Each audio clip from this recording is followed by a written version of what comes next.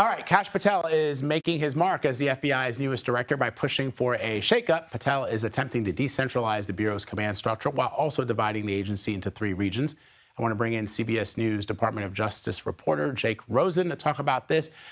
So, Jake, could the command shake up? What is it going to look like? How would dividing the agency in these regions impact operations? And what are these regions that he wants to divide them into?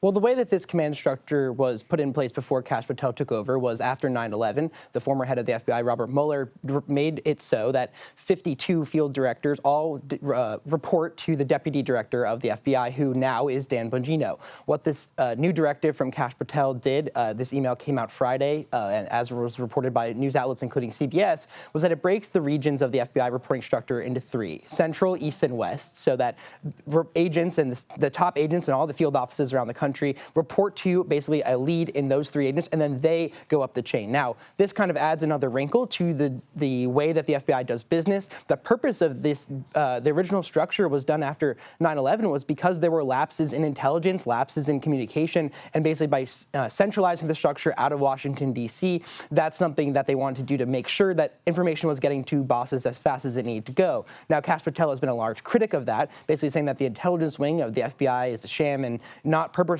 for what he sees as going forward, the purpose of the FBI, but also he wants to decentralize the FBI to be part and back out into the field. He has reassigned agents from Washington, D.C. to other parts of the country, and basically this serves that purpose, right, to make it more of a regional structure where if you are an agent in Northern California, you are reporting to someone else in California or on the West Coast, not necessarily to someone in Washington. All right, Jake, I want to pivot to something that I asked attorney and reporter Katrina Kaufman earlier, this posting on Truth Social from President Trump where he says former President Biden's pardons for the January 6th committee are void or vacant and says they are now subject to investigation. How does this work, and what are you hearing about what people are saying, members of Congress? Because the danger and the worry, of course, is that any president could undo pardons of a former president if this sets a precedent. So what are you hearing? Right, and these pardons are sweeping, they're broad, and they're permanent.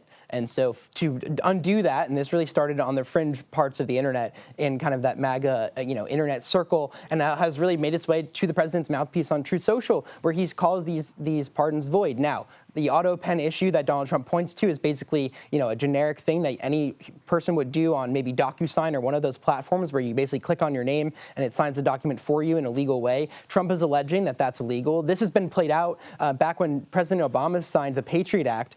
He used an auto sign to sign that, and a number of lawmakers back then said that that law was null and void because he automatically signed it.